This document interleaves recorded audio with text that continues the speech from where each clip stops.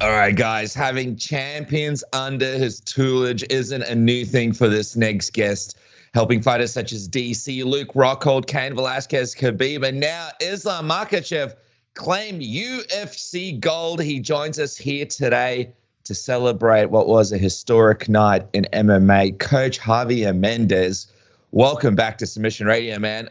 We're still buzzing. We're still buzzing after UFC 280. Yeah, thanks for having me, you guys. Glad to be on, as always. Always a pleasure. Always a pleasure, man. I gotta ask. We're not. I'm trying to think. We're not even 2 full days removed from the fight and the milestone event. How are you feeling after what would have been a very, emotional and special weekend for you, UFC 280? It was for me.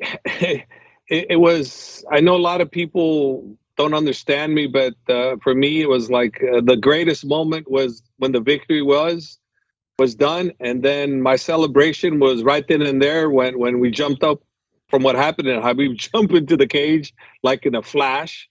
That was it for me. That was my happy time, and then my mind switches on to what's next, what I got to do next, and I have other boys I got to take care of, like Usman, that's fighting for the Bellator title November 18th. So my mind is on what's next. It's always been that way, and I guess I'll continue to do that. And as long as I continue to do that, I'll always have the love for the game. Then I'm not going to sit down and go, this is what I've accomplished. I don't really care as much as what I have accomplished. I care about what's ahead of me. What's next? I caught that fish. What's the next fish I got to catch? Yeah, I get it. And that's a good mentality to have, and that makes sense. It's kind of crazy hearing Dennis rattle off some of these names, man. DC, Rockhold, Cain Velasquez, Khabib, all these champions under your tutelage, and now Islam. Did this one feel different in any way compared to any of those ones? No, it gave me a jolt of lightning right through through me when it happened, the way, because I was prepared for 5 rounds, which is what I always do. But anything short of that, it's like a shock, So it was a shock. It was a shock for me because my mind was prepared for 5 rounds. And you forgot one other name that I always want to put out there because I think it needs to be known, that Frank Shamrock was my first champion. And I don't ever want to forget him because I think he was one of the greatest of all time and when his era, and some of the old timer legends are forgotten at times, and I always like to bring him up because he is part of my group. Yeah, no, absolutely. Such a legendary guy. Let's get into the fight, man, because I want to find out. You mentioned how you were sort of prepared for a 5-round war with Charles. Many thought he tried to keep away from Islam's grappling, but he kind of almost invited it throughout the fight and sort of closed the distance himself. Were you surprised at all at the game plan that Charles and his team had for Islam? No, I wasn't surprised. I thought he has a great coaching, and I thought they did the best they could, and we were prepared for everything he had. And like I told you guys, I don't know if I did tell you guys, maybe I did, maybe I didn't, I don't remember, but I said, we're going to control where the fight goes. And that was the big difference is if we want to keep a stand-up, we'll keep a stand-up. If we want to go to the ground, we'll go to the ground. So we were able to control that. But in fairness, Charles did a little bit of fighting himself, and he got up there where he almost took advantage of that scenario too. So you got to give a lot of credit to what he did too, because he actually proved to be a little bit more prepared for the grappling exchanges on the feet than I even expected, to be honest with you. So you always got to be prepared for everything, but obviously sometimes things happen where you go, wow, okay, and that was a wow, okay. He impressed me. Charles impressed me with what he did. Okay, well, that's good. I'm wondering, at what point did you know this thing was a wrap? I think what was crazy was how badly Islam was able to hurt Charles on the feet. But when did you know, in your mind, from a coach's perspective, like, this is done? I knew it was done only when he hit him and he went to the ground, he jumped on side, he latched on the hold, and I said, oh, shit, it's a wrap. That's the only time I knew it was a wrap. Because for me to say, oh, it was a wrap when you hit him, oh, shit. How many times have people knocked him down and he come back and wins? No, it was only a wrap when he tapped. But when he grabbed him, knowing how strong Islam is, knowing how good he is on the ground, was there any doubt in your mind, like, oh, Charles might get out? I mean, it happened very quickly, but was there any part of you as soon as Islam locked in the body triangle where you were like, oh, this is finished? Yeah, no, and it was right at the very end. It was like right before he tapped. I just said, "Oh, this is finished." You could tell when you're looking, the body positioning, the body kind of gave up. You could see it. So yeah, it was a very at the very end, the last 5 seconds, I was thinking, "Oh, shit's over." I know you told us when we spoke not very long ago how Islam is the best well-rounded lightweight of all time. Do you feel like that this fight proved kind of that point to a lot of the people that were kind of like naysayers or might have thought, oh, Islam's a great wrestler, but maybe his striking's not the best, those people? Well, it kind of proved what I was saying, but still, you know how much hate I got for what I said. Oh my God. I got so many mother effers and you piece of Mexican, blah, blah, blah. Oh, wow. That went all out. Wow. Oh, yeah. You guys did me a great big favor on that one. I got so much hate. I got so much hate for that. I was like, and I go, well, I did say it, and it's, the thing is, you guys, look, listen, what I'm saying, I back up what I say. I didn't say he was the greatest lightweight of all time. I said he was the greatest well-rounded all the way around. I meant defensive, offensive. I meant the whole picture. I'm not talking about, there's no better striker, there's no better grappler, there's no better wrestler. No, I said all around, like a decathlete, decathlon guy. He's, he can do it all. He may not be the best 100-yard meter guy, but he's all the way around, got everything dialed in, like another person who would give a run for his money or probably take the lead in the all weight categories. Little Demetrius, I have to say he's probably all the way around the best all around athlete in my opinion.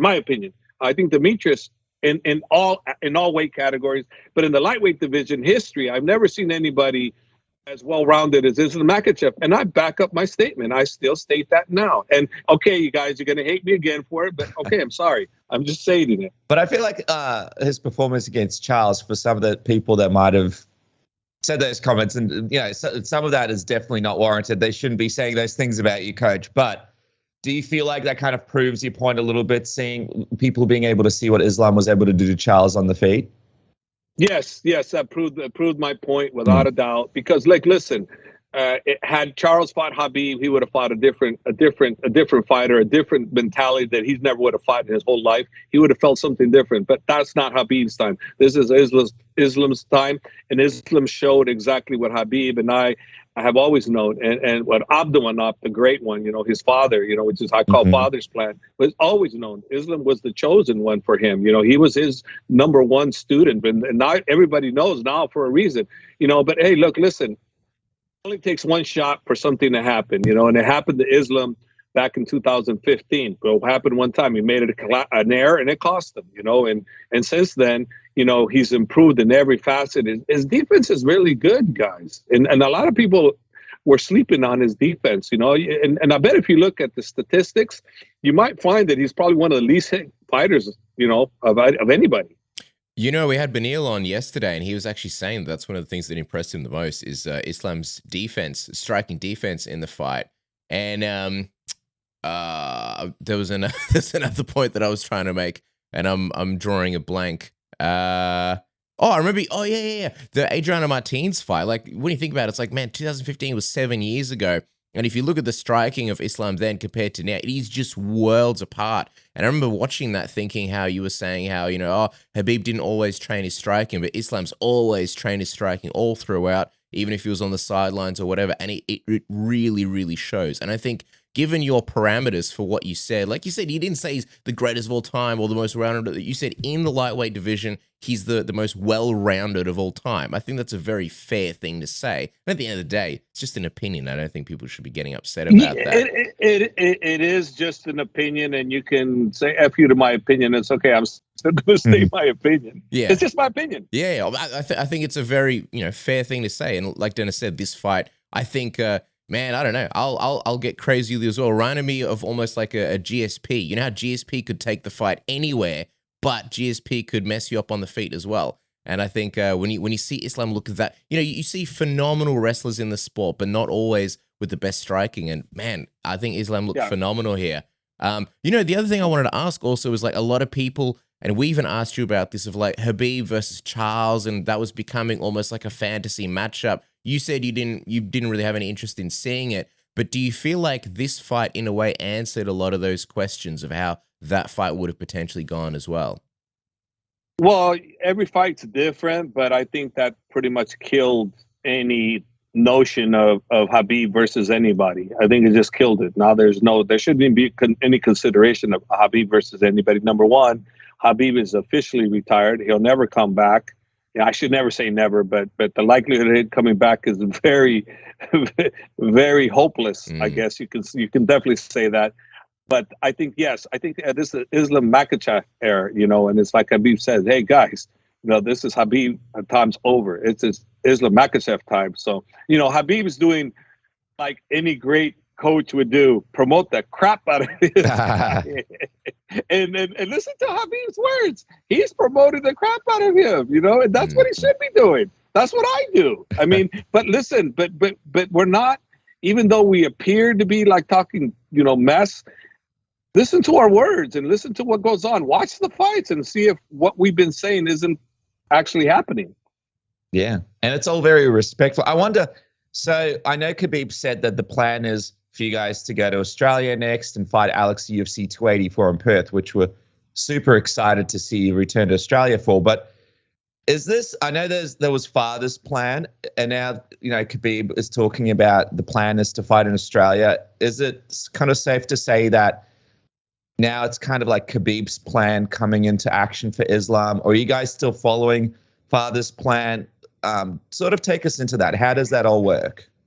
We're always going to follow father's plan, and everybody's always going to wonder what's father's plan. So I always give in little sites, bits and pieces about father's plan. But for those of you that keep thinking father's plan is always going to be about taking someone down, keep thinking that, because that'll be good for us. So I'll leave it at that. But Khabib's plan, it'll never be Khabib's plan. It's always going to be father's plan.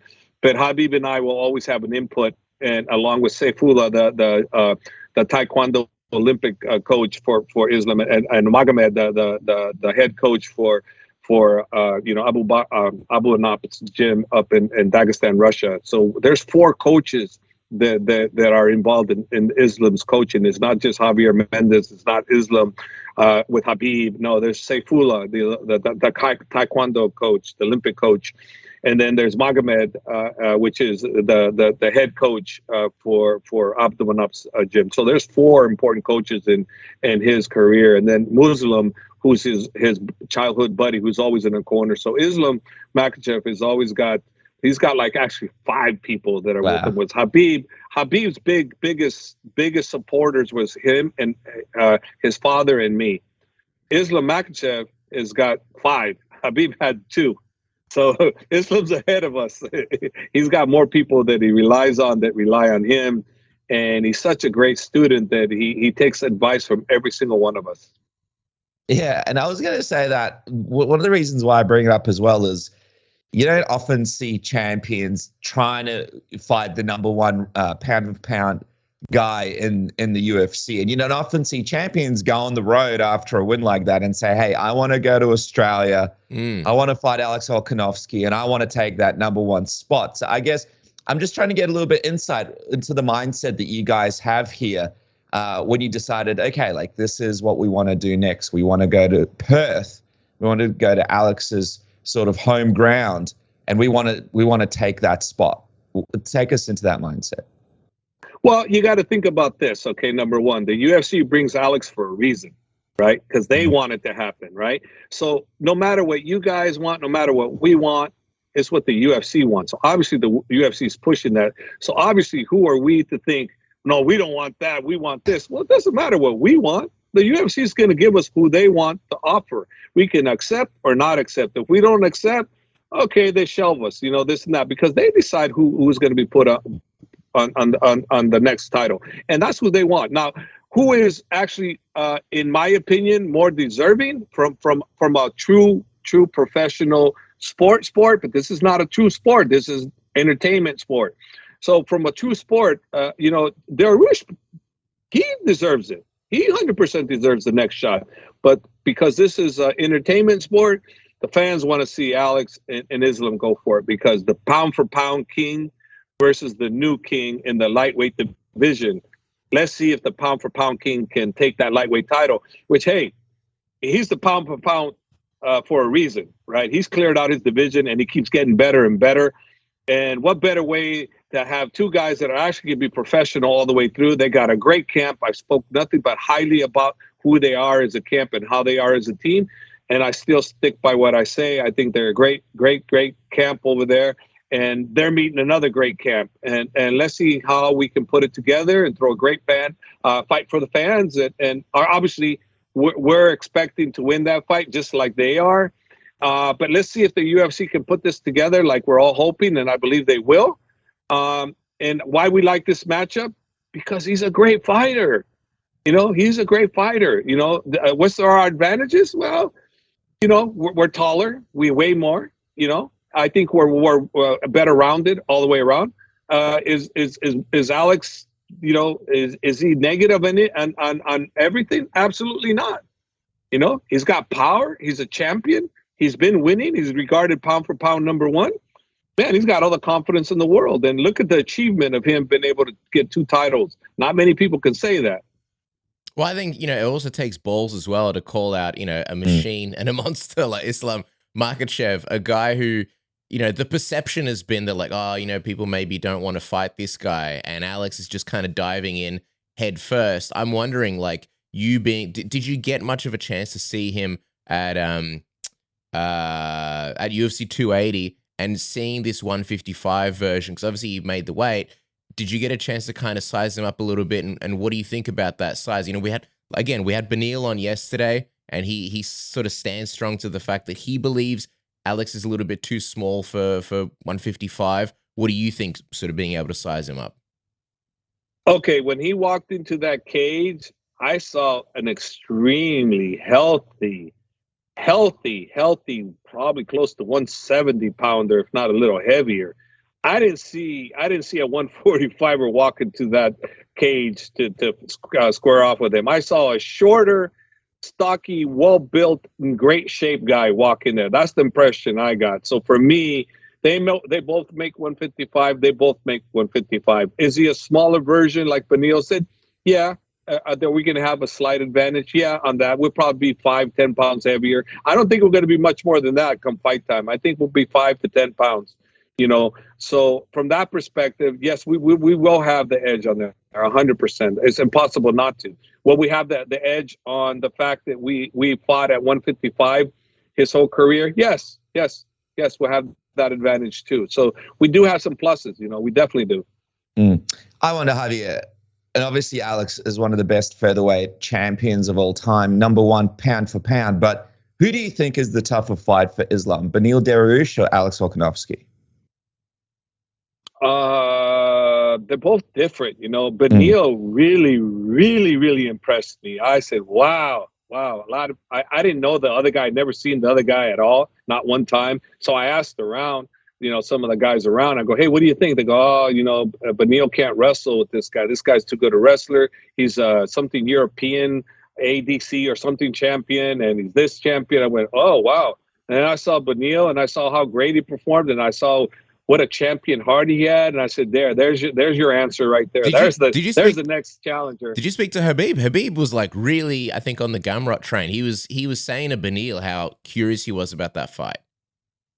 Other people were in the same boat as Khabib, not just Khabib. Other people were on it. So it isn't like just one person. No, almost everybody was this kind of deal going towards the other guy. I didn't know. People asked me what I thought. I go, I don't know. I just know Beneil's as tough as they come, and what a nice guy, huh? What a class act. He's a class act, man. What a class act. He just loves to fight, and here he is taking a shot against a 15-0 guy that everybody thought was a monster. And look what he did. He went out there and he showed, no, who's the real monster here? It's me. Surprise. Yeah, no. Beneil is like, one of the nicest, best dudes in the sport. He deserves, all the best things. I am curious though, we're talking about size and things like that. Just, early days. How do you see this fight going between Alex and Islam? Well, I have to look at Alex more. I haven't seen too many of his fights, to be honest with you. What I did see, I was like super impressed. I have to watch more and see where we can expose some of the areas that he might give us that I would perceive as his weakest areas. I don't think he's got any weak area, but I would have to look at the tape to see. So right now, it's really hard for me to give you anything like that because I really haven't, watched his videos like I need to before I make those kind of judgment calls. So for right now, I'll just say we're taller. No, yeah, sounds good. And by the way, like, we got some time before the fight, so I'm sure we'll chat before then. And of course, seeing you in person in Australia, we look forward to chatting to you then as well. Hey, just quickly, at UFC 280, what happened with Khamzat? I saw he got into like a fight cage side or something with some of Khabib's team. Did you see that? Like, did you hear what happened with that whole thing? Because I saw they were having dinner later on and things were smoothed over. No, I didn't see any of that, and I didn't know what was going on, to be honest with you. Yeah. Then they shuffled me off to the airport that night, so I was like, God dang it. I haven't slept in like 48 hours, and I just got to sleep last night. Too much partying. For a good 7 hours before I came and train. I didn't party at all. Party we saw you in the club with the glow sticks and the sunglasses. yeah, sure. People are going, Coach, stay up all night. You can't. I go, no, I want to get some sleep. I tried to get some sleep. I couldn't sleep. I slept like 3 hours. No, sorry. I closed my eyes for 3 hours. That's not sleeping. And then I'm thinking, okay, that's good. I'm so tired. When I get to the plane, I'll take some pills and I'll be good. I took sleeping pills. Nothing worked. And I'm like, God dang it. But I'll tell you what, when people can't sleep, even though you get zero sleep, closing your eyes and just don't open your eyes and try to relax, it does give you some form of recuperation. It does. So whatever you do, even if you can't sleep, close your eyes. It doesn't matter. Relax, because it does help. If I had my eyes open for 48 straight hours, I think I'd have gone lunatic. I'd have gone crazy, So it does work. It does work. Yeah, that's the buzz of an Islam Makhachev title win. I'd be buzzing too if I was. I am buzzing. Okay, so there's something we want to talk about, but just super quickly. Speaking of buzzing, give your boys the best. I'm talking about the boys downstairs. If you're gonna buzz away with the best. Buzz away with not that rusty razor, with the pound for pound greatest grooming tool in the world. Number one product, the Manscaped Lawnmower 4.0, the greatest grooming tool in the world with the ceramic blade. Hey, Halloween is around the corner. Don't be going Freddy Krueger on the boys downstairs. You want to fit into those slutty Halloween costumes, and you got to be gentle with the pumpkins so you can whip them out on a Halloween night. The Platinum Package 4.0 will get you there and make you the pound for pound best version of yourself as a man. It comes with the Lawnmower 4.0 trimmer, the Weed Whacker ear and nose hair trimmer, the Ultra Premium Body Wash, the Ultra Premium 2-in-1 shampoo and conditioner, the Ultra Premium deodorant, the Crop Preserver anti-chafing ball deodorant, super important, the Crop Reviver ball spray toner, and also free gifts, the boxes and the Shed travel bag, so you can feel fantastic and smell delicious 24/7, 365. Isn't that right, Dennis? That's right, man. And those boxes, perfect for your wrestling, your running, your active stuff. Those things are so comfortable. Just a little added bonus right there for why you should go to Manscaped right now and use the code word submission, get 20% off and free shipping, and make sure that you get more treats than tricks this Halloween. Okay, guys, what about making some money this weekend with my bookie? I'm just going to go straight into it. You guys can use the code word submission for 100% match deposit. How much more incentive do you really need? That's dollar for dollar all the way up to $1,000. And this weekend, how about making some money on Anderson Silva versus Jake Paul? Anderson Silva plus 112, Jake Paul minus 156. Go to my bookie today. Use the code word submission. Double up that deposit and get rich quick, Cass. That's right. And also save money when you're watching all these events and streaming stuff. You can pay less money for a whole bunch of events just by using a VPN. Certain certain pay-per-views,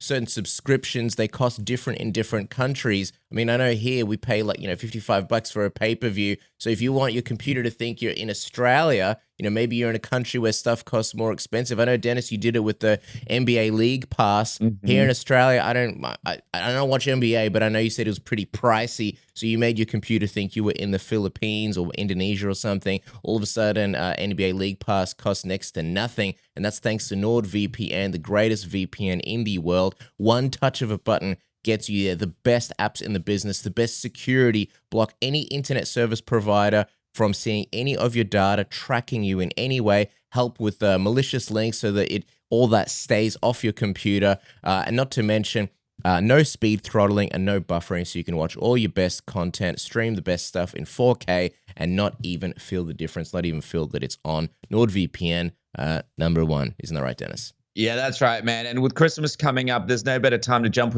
on with NordVPN, get all the best prices for all your gifts, because I know online shopping, that's where we get it all these days. You guys can get a huge discount off your NordVPN plan because Submission Radio has the deals for all their listeners right now. But massive discount, 4 months free if you go to nordvpn.com/submission and click the link in the description below in this video. And by the way, it's completely risk-free. Nord's 30-day money-back guarantee. There's no risk whatsoever. Try it today. All right. With the bills paid, I got to ask you this, Javier. I know we're having a good time talking about UFC 280 and Islam Makhachev's win and stuff, but have to ask it. I know that he's not exactly your favorite person, but I want to know sort of what you thought about Conor McGregor basically tweeting out that, he's figured out and he now has the tools to beat Islam Makhachev. I mean, what did you think about that?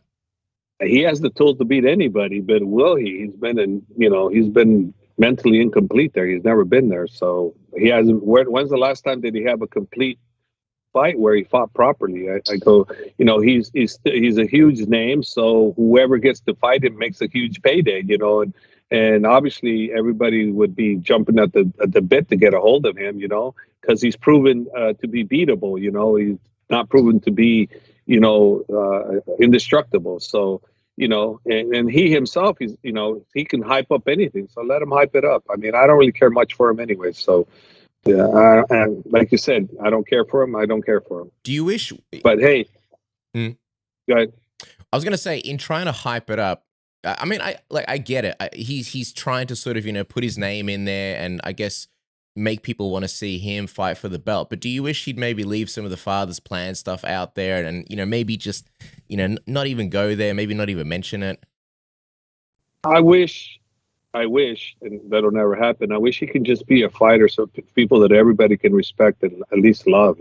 Not get people to hate, and think that's cool. I don't think that's cool. I really don't, and I think that I just wish he would just keep it clean, The guy's a great fighter. He doesn't need to do that. And then he would have my respect if he did that. Anybody can change, you guys. So if he did change, yeah, I definitely can forgive and forget, but as long as you're still doing what you're doing, then you can't, I'm not going to respect you and I'm not going to like you.